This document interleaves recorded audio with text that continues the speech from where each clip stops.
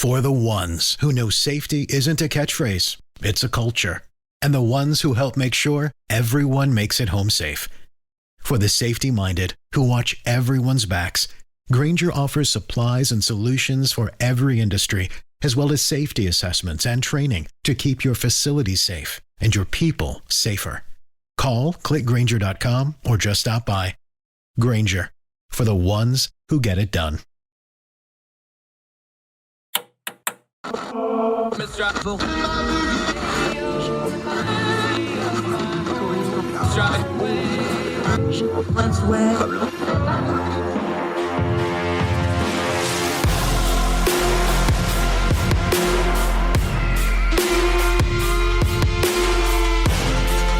your host, Andrew Donaldson.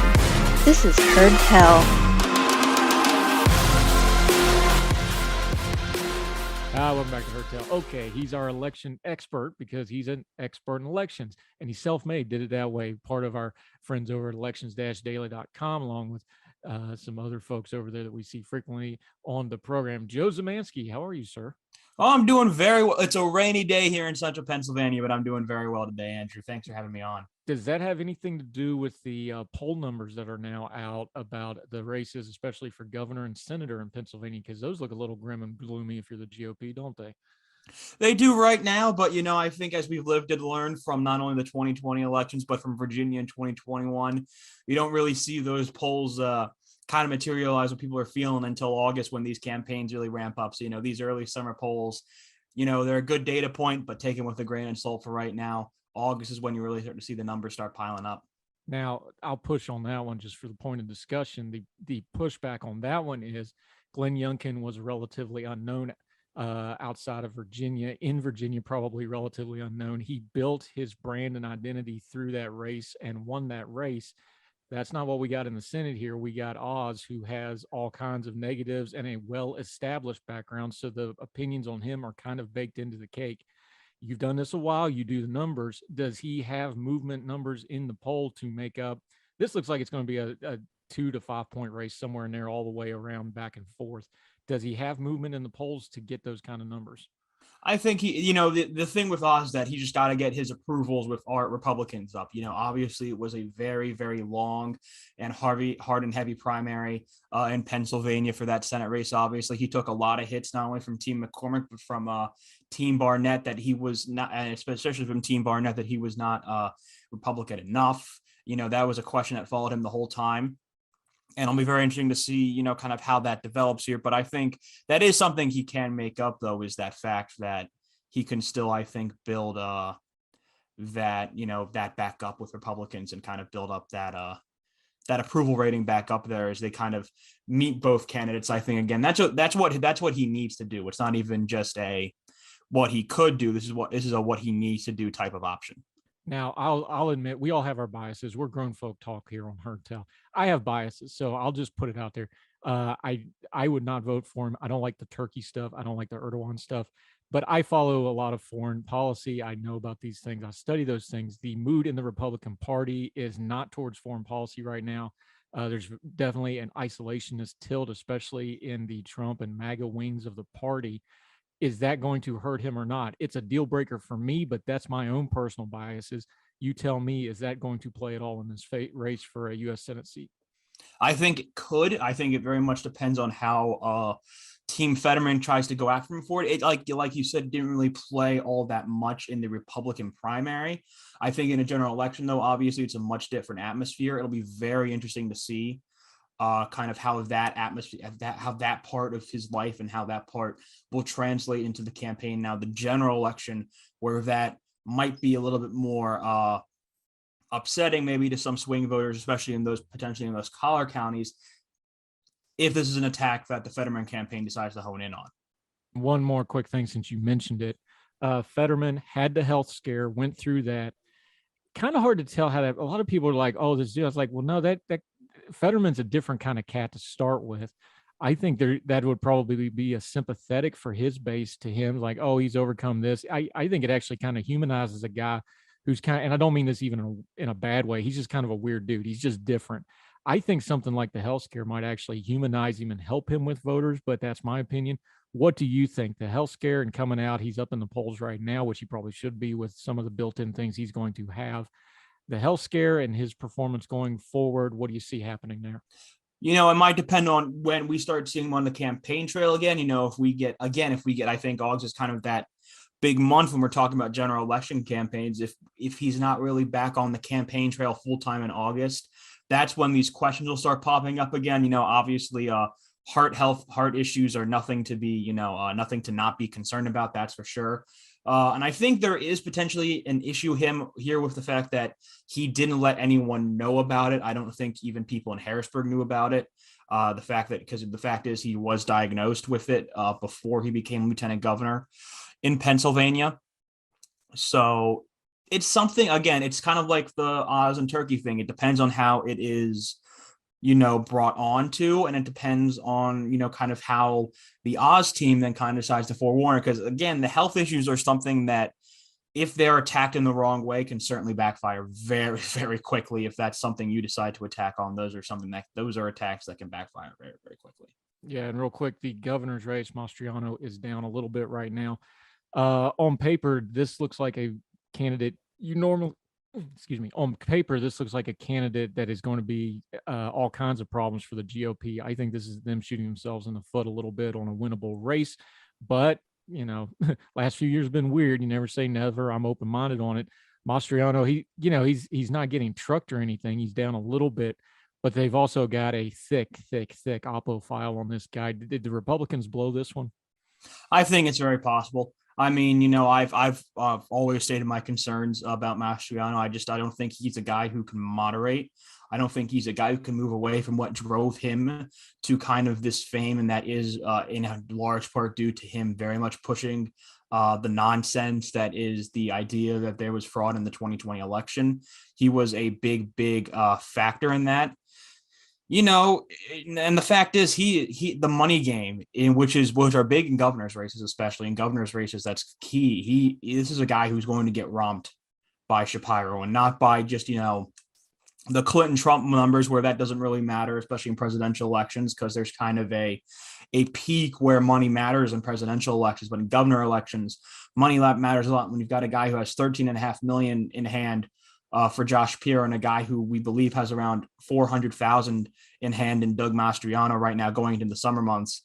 That's a legitimate problem, I think, for Republicans. And that's, I think, been an underrated concern, is the fact that Mastriano is not a guy who has connections necessarily to raise money right now. And he might not be a guy who the Republican Governors Association might want to spend money on, even if it's, even if polls are showing a 4 or 5 point race.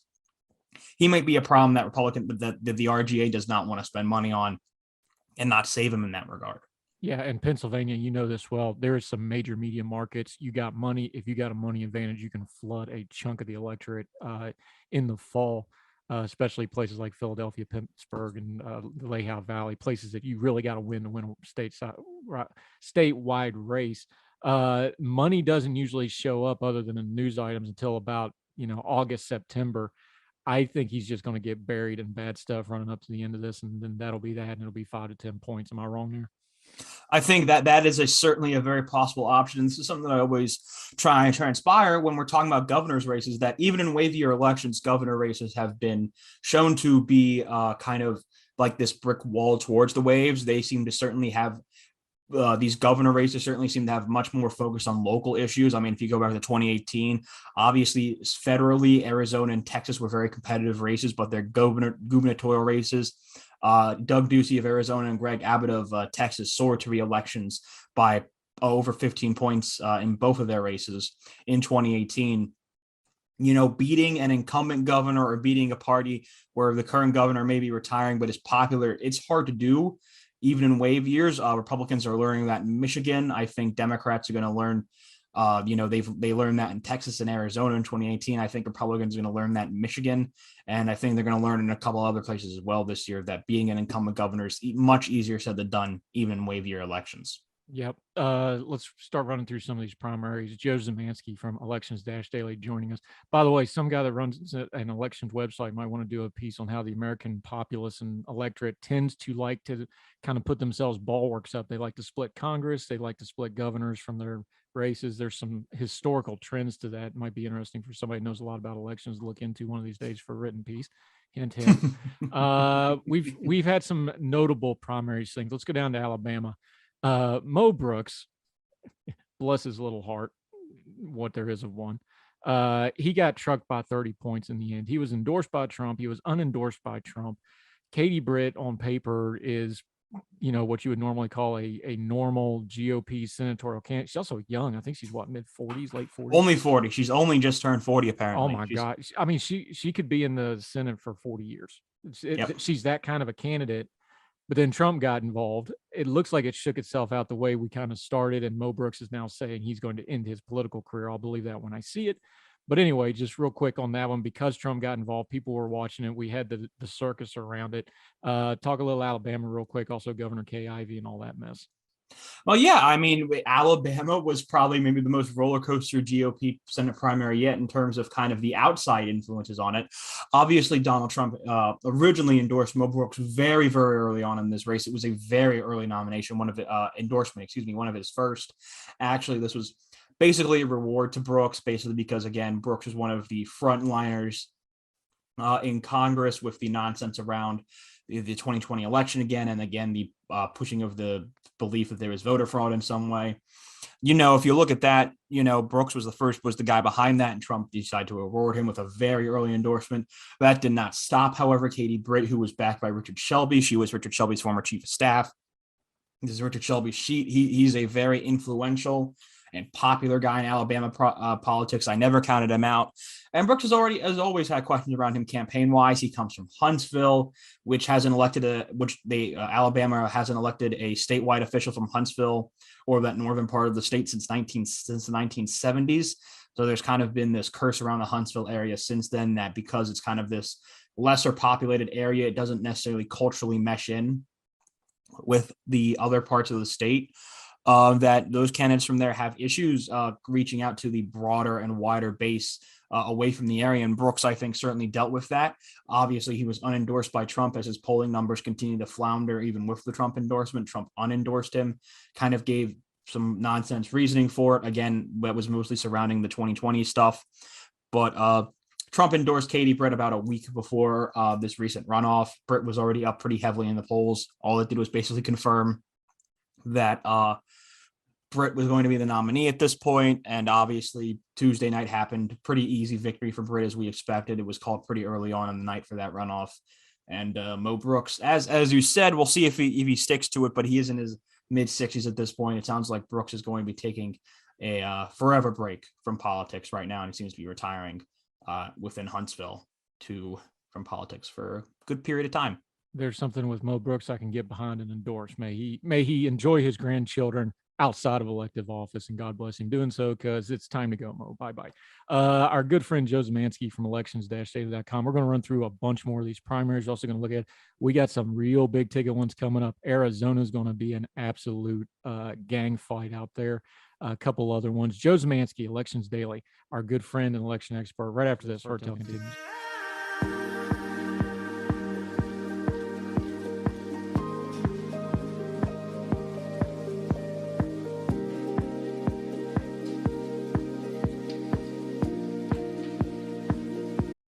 For the ones who know safety isn't a catchphrase, it's a culture. And the ones who help make sure everyone makes it home safe.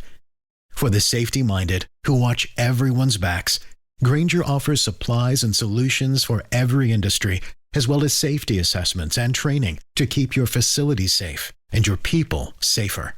Call, click Grainger.com, or just stop by. Grainger, for the ones who get it done. What's the easiest choice you can make? Window instead of middle seat? Picking a vendor who sends a great gift basket? Outsourcing business tasks you hate? What about selling with Shopify? Whether you're selling a little or a lot, Shopify helps you do your thing, however you cha-ching. Shopify is the global commerce platform that helps you sell at every stage of your business. From the launch your online shop stage to the first real-life store stage, all the way to the did we just hit 1 million orders stage. Shopify's there to help you grow. Whether you're selling scented soap or offering outdoor outfits, Shopify helps you sell. Wherever and whatever you're selling, Shopify's got you covered. Sign up for a $1 per month trial period at shopify.com/try. Go to shopify.com/try now to grow your business, no matter what stage you're in. Shopify.com/try. I went back to her. Tell Joe Szymanski, our good friend, elections-daily.com. If you have not found their website yet, a bunch of folks that said, hey, we can cover elections better than we've seen. They've went out and done it. They're big time now. They're combined and partnered with Decision Desk. Make sure you're following. They also do live streams on elections night that are always entertaining. Good folks. Make sure you're following them. You can see his social media there on the lower third graphic. All right, buddy, let's talk through a couple of real quick ones.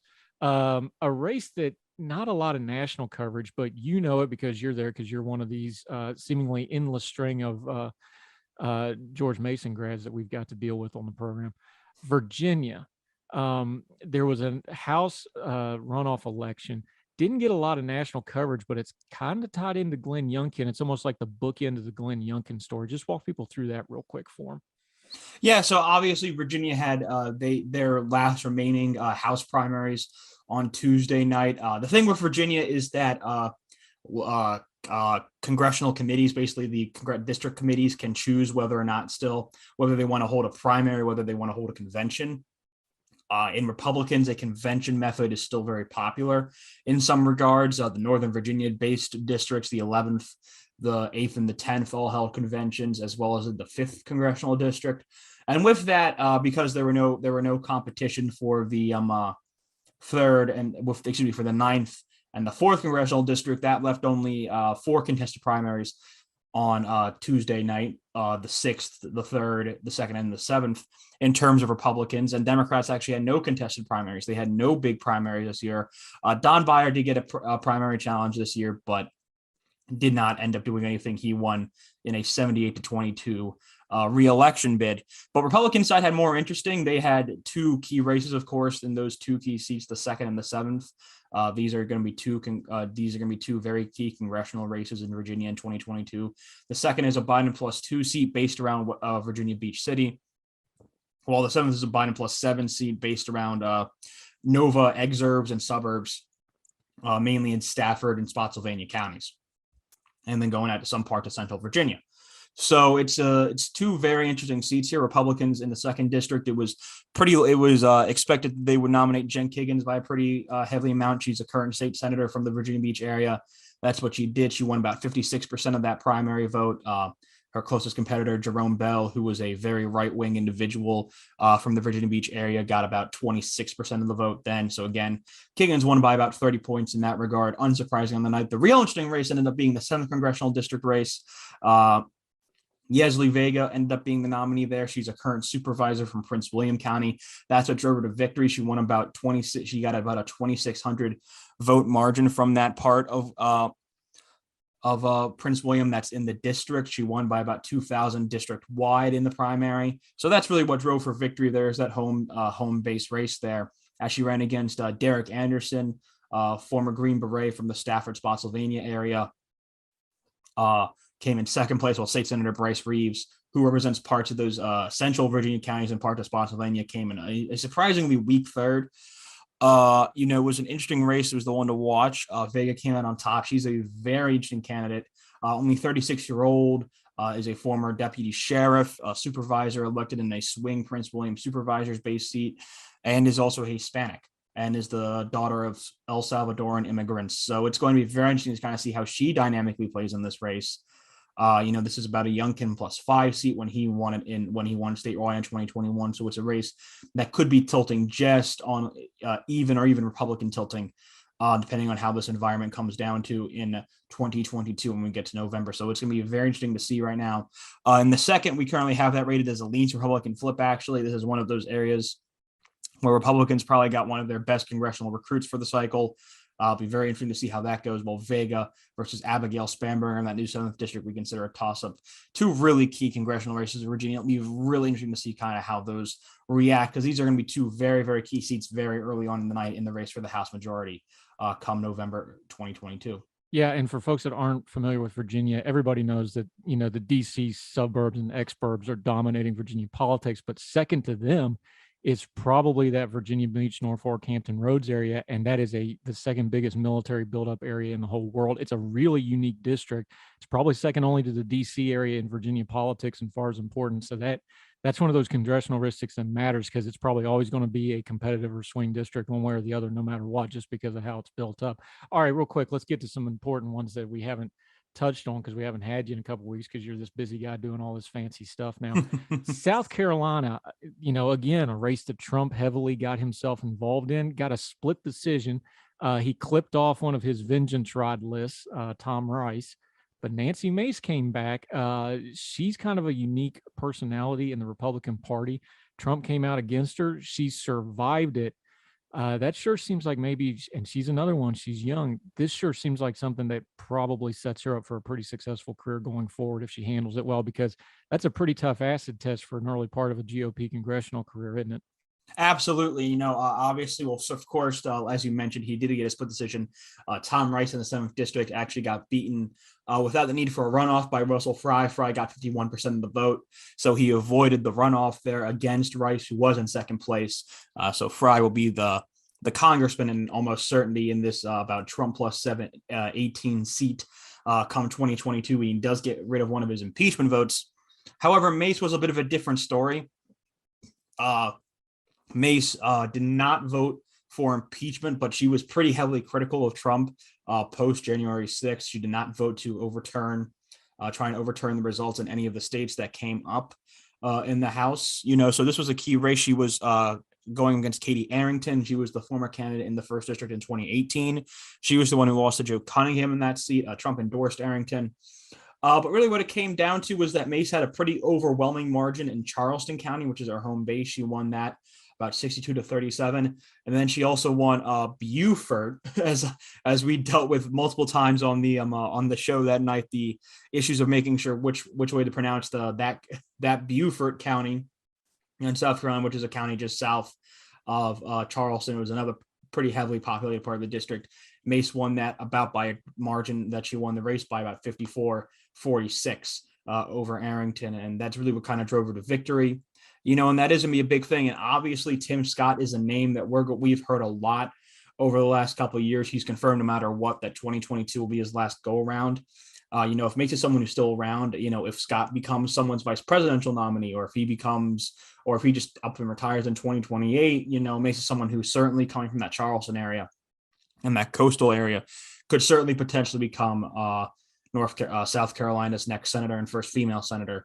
It's definitely a possibility now. It doesn't seem like Trump seems interested in going after her post this year. He actually, one of the few ones who he's endorsing against, who he congratulated on his new Truth Social site in the post race of that election there.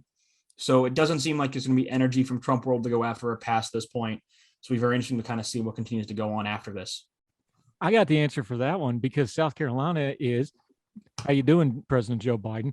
Really, really, really important. If you want to be president, you basically have to win South Carolina for either party. It's probably the one state that both parties have it, probably 1, 2, or 3 on the thing.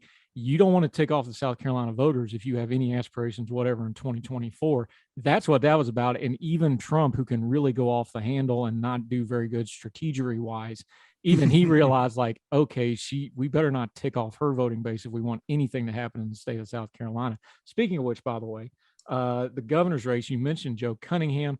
It looks like it's going to be him and Henry McMaster's. How's that going to shake out? South Carolina is a state that is, just because of the way its population and its voting base work, it's a relatively inelastic state. This is a state that's gone around between like 10 to 13 points towards Republicans in recent years. It's pretty much stabilized at that point. It's one of those inelastic states, and that's a word that's tad overused, but I think it actually describes South Carolina statewide pretty good. We doubt that McMaster will have any issue here. Cunningham obviously may have some slight bigger appeal than maybe another candidate would in that coastal area of the suburbs that might knock down the margin a point or two, but this is still a red wave year. McMaster's not an unpopular governor by any stretch of the word. I think this will be a pretty quick, pretty solid victory for McMaster, I think is the right way to put it. That's for sure. As we kind of get into that race here, when it comes down to it, it's not really a race that we're going to be keeping an eye on at this point. The rumor is Joe Cunningham knows he's not going to win this, but this lets him build up a campaign chest and tread water because, like you said, there's the expectation that Scott's going to be coming out and there's going to be an open Senate seat. But if he loses this, that's a couple L's in a row. Is that good strategy on his part? Is this probably going to be his last go around and somebody else rise up? Or do you think that strategy pays off where he can tread water and then go after that Senate seat? That's what he really probably covets. I think, I never think back-to-back losses is a good thing in politics. Never thought it's a good thing. Obviously wave babies, kind of like Cunningham is, we've seen this before with Republican wave babies and with Democratic wave babies, which are candidates who win a House seat that was pretty decently Republican, or I should say towards the opposite party when they win it in a midterm year. They then proceed to lose it, usually narrowly by 2 to 4 points in the actual presidential year. Then that's basically what happened to Cunningham in that regard. And, that is, they do these races where they try and go run a statewide race, again, usually in a midterm, potentially against their party. And sometimes it's for their party and it pays off. But in a year that's against their party, it usually rarely pays off. I don't think this is a move that'll help Cunningham kind of stay in sights after this race is done. I don't think it's going to help him very much. Let's project ahead a little bit. There's other states, of course, and we'll talk about them in due course. I want to talk about Arizona, August 2nd. This is going to be all sorts of ugly. It's getting, you thought it would maybe ease up a little bit. It actually seems to be, the stupid seems to be accelerating in these races. There's, of course, the Senate race, there's the governor race, and we know what's going on inside of Arizona. It's been ground zero for all the election nonsense, mess, and conspiracy theories. We've got active investigations going on. We've got lawsuits going on. It is a big old hot mess. And you've got some really questionable candidates who may actually win some nominations here. How do we parse out Arizona? Because this looks like a dumpster fire from a distance. A dumpster fire is probably the best way to describe Arizona, quite honestly. The Arizona Republican Party, just because of the way it is and how we look at it, has been kind of become a mess over the last couple of years. Kelly Ward, a former firebrand state senator who was trying to primary John McCain in 2016, took over the party apparatus as chairwoman in 2018. It has kind of been a downhill slide since then. Can you repeat that real quick? Because people told me, well, they're just giving her a state seat to get her to be quiet and go away. I'm like, no, that really matters. So I hate to say I told you so, but when that happened, you can go check my Twitter feed. I got pushback. People are like, no, they're giving her that to get her to shut up and go away quietly and placate her. I'm like, no. This is bad. You're going to burn the whole party down, letting her in charge of that. I feel vindicated there, buddy. Yeah, no, I mean, that's absolutely the case. State party apparatuses are incredibly important, especially when the nationwide party apparatus does not seem interested in getting involved in these races. Statewide party apparatuses are important, and Ward is a nut job, and she has kind of let the cuckoos take over the hen house. So, it has become a big issue here as the Arizona Republican Party seems more attached to the fringes as Arizona has become a purplish state. That's become a real issue, that's for sure. And, you're looking at it here that it's going to be very, very interesting to see kind of how we go here. Obviously, Kari Lake and technically Blake Mathers, even though the endorsement he got from President Trump was more of a Mark Brnovich slapdown than a true endorsement of Masters. If you really look at that statement he put up, but Kari Lake is obviously the danger candidate here. Really from that governor's race. Karen Taylor Robson, a businesswoman from the area, from the Maricopa area, is her main challenger at this point. This is a race that's gotten really, really nasty in the last month in that governor's primary between these two women. Now Lake is actually being hit hard here as kind of this the issue around gay rights and specifically transgender individuals has really come up again, especially as we've seen issues with drag queens and kind of their role. That some people have brought them up in society, that's for sure. Understandable pushback, I think, that's for sure. But you're kind of looking at it here, and there is a recent attack that Lake has been friends with a very well-known Arizona drag queen back when she was a newscaster, and these photos and these Instagram posts of Lake basically praising her have come up now as an attack. And apparently there's been some slight on the ground rumors that it's working. Obviously the attacks against Lake is that she is a fraud, and obviously someone who voted for Obama in 2012, donated to Obama in 2012. There are even signs up in Arizona that put Kari Lake next to President Obama's face and say, I voted for Obama in 2012. And, that we'll see if that attack works in Arizona. This is a race that's just going to be very, very interesting to see kind of how this all pulls out in about a month and a half on August 2nd. And, like we said, this is a race that still has time to develop, because that's just how it's going to be in this race. The race has a lot of money in it, and there's going to be a lot of time for this race to still kind of flesh itself out as we get closer to that August 2nd primary date. Does sitting U.S. Senator Mark Kelly just kind of try to glide above all this and ride this out? Kind of feels like that's where this is going. That does kind of feel like where this is going. And obviously, Kelly, who has been a money printer in terms of fundraising ever since he got involved, has the war chest to potentially do so. So it'll be very interesting to kind of see how that response is as well when the time comes. All right. Speaking of unsuitable for office, let's go over to the show me state real quick in the time we got going. Roy Blunt, of course, is retiring. That's a big hole in the Republican caucus. We'll talk about that some other time. He's one of those guys, didn't get a lot of national push, but he had a lot of pull in the rooms. So Roy Blunt is retiring. Eric Greitens, my God, where to even start with this? Of all the unsuitable candidates for office, he is absolutely top of the list. I don't trust any of the polling out of Missouri right now, because this is such a race with the dynamics, but just talk about it real quick. There's a lot of history here. Josh Hawley is, of course, the other sitting U.S. Senator. He actually, as Attorney General, pushed the recommendation that got Greitens to resign. It was a quote unquote deal. Let's not get into that, but there's a lot of history here. There's a lot of mess in here. Where do we even start to parse out Missouri? Well, I think just to parse it out here is that Eric Greitens is, like you said, very unsuitable for office. This is a guy who has pretty solid accusations of domestic violence against him. This is a guy who also has what seems to be pretty solid accusations of rape against him. And this is a guy who could legitimately, we've talked about this before. We talked about this possibility with Roy Moore in that Alabama 2017 special. This is a guy who could legitimately find himself kicked out of the Senate if he is elected senator, just based on the potential crimes he has committed. So, Greitens is totally unfit for office. There is been no theoretically magical Trump endorsement here yet. There's been a lot of talk, Vicky Hartzler, who's a congressman from Missouri's 4th district, and Eric Schmidt, who is the current attorney general of Missouri, which, as Josh Hawley showed, seems to be a beneficial stepping stone if you want to become a senator. Right now, Greitens has shown to have a very, very slight polling lead right now, usually hovering around 25%. There's been a lot of calls of Billy Long, another Missouri congressman, is in right now, polling around 8%. There's been a lot of calls for Long to drop out and to endorse one of Hartzler or Schmidt, so that way one of those two can truly grab some momentum, trying to jump above Greitens here. But it would be undeniable that he would be someone who could potentially put Missouri in play in a red year, and would just be an all-around mess for the Republican Party. I mean, this guy's a legitimately bad human being, what seems to be a legitimately disgusting human being. And the recent ad he put out about rhino hunting, and the RINO, the idea of Republicans who rename only, which Greitens likes to point a lot of fingers at, as he tried to knock, as the ad showed him busting down with a shotgun a person's door that theoretically could have been a rhino, which was a pretty disgusting ad all in general. So, like I said, this guy's a mess. It would be really awful if this guy was a Republican nominee for a Senate seat in Missouri. This is just in general, a very bad human being. And I really hope that he collapses here in these upcoming weeks before we get to Missouri's primary.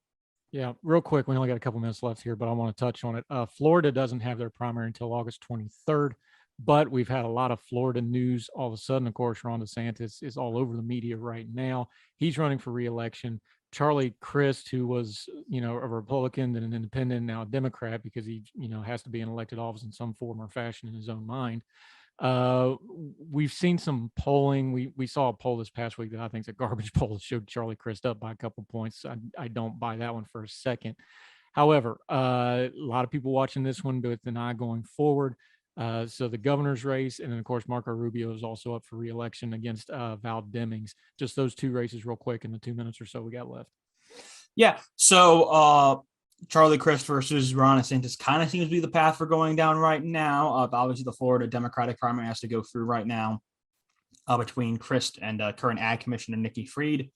But DeSantis versus Crist, Florida's been a tightly contested state, but Crist has a lot of wins pushing back against him. Democrats do not seem at all interested in investing in Florida by any means. this election cycle, which is going to be a real problem for them. Either Crist or, basically certain Democratic nominee for Senate against Marco Rubio, Val Demings. And again, you have to deal with the Rubio factor. This is a guy who's pretty constantly overperforming the state of Florida. He seems pretty well set to do it again in 2022. But, this is kind of just the way it goes right now. I think the Senate is, like we said, we have it rated as likely Republican in that governor's race on Election Daily. We're pretty decently confident in his re-election at this point. Obviously, it's certainly not a sure thing. Florida is a weird state with weird people. And I love those weird people, that's for sure. They always hold a special place in our heart, but you never know how they're going to act in these elections. But the fact is also that DeSantis is a governor who's above water, especially in a year that's going for his party. It's pretty rare to see those guys fall off and lose in these type of years. So it's a race that most people, most analysts are pretty decently confident that DeSantis will win re-election this year, even if it's against Crist. Yeah, I think you will. And our news media friends seem absolutely committed to trying to make him president. It'll be interesting to watch. I'm talking about the people that oppose him, by the way, who just love to govern. It's going to be interesting watching them going forward. All right, Joe Szymanski, as always, just a big old information sandwich. You're the man. We appreciate you so much. Let folks know where they can follow Election Daily. You guys, pretty much all your Tuesday nights from now till 2024 are spoken for, so let them know about that. And also your social media, my friends, so they can continue to follow you and the other folks over at Elections Daily. Yeah, so you can follow Elections Daily at elections_daily on Twitter. We also have our YouTube, just Elections Daily on Twitter. You'll see both on Twitter and YouTube. That's where we stream our Tuesday night election night coverage, as well as our Friday night podcast, Elections Weekly. That's me, our editor-in-chief, Eric Cunningham, and fellow contributors and heads of items, Dylan Brown, and Kraz Grinitz. So catch us there both ways if you're interested in hearing more from not just me and my big mouth, but also a little bit diverse opinions from our other staff members. Like I said, every Tuesday election night and every Friday night, no matter if there's an election or not, you'll see us live for our Elections Weekly. So catch us on there. Hopefully you can also catch me personally on my personal Twitter at Joseph Szymanski. That's SCYMANSKI. And it's always a pleasure to come on to Hertel and talk to you, Andrew. Yeah, and those three guys, it's not quite left, right, center ideologically, but it's pretty darn close. Very balanced. They got progressive views, they got some conservative views, a lot of down the middle information they hash out. It's a good program, good folks. Make sure to check it out. Joe Szymanski, always appreciate it. We're going to have you a very busy boy on the show the next couple of years, my friend, because you do great work. Appreciate you. Appreciate you, Andrew. Thank you very much. Take care, sir. All the music on Hertel is provided under a Creative Content license from monstercat.com.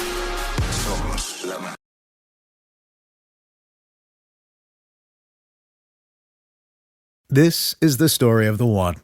As a maintenance engineer, he hears things differently. To the untrained ear, everything on his shop floor might sound fine, but he can hear gears grinding or a belt slipping. So he steps in to fix the problem at hand before it gets out of hand. And he knows Grainger's got the right product he needs to get the job done, which is music to his ears. Call, click Grainger.com, or just stop by. Grainger, for the ones who get it done.